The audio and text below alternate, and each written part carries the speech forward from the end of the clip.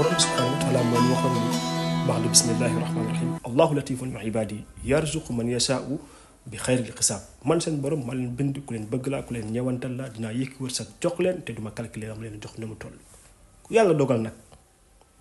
sa wërsëg toll ci lu mën a jënd saako ceeb xamal ni la borom bi subhanahu wa taala jox du pour yow waaye pour famille la ndax famille borom bi subhanahu wa taala moo cay xool ñam cay ubbi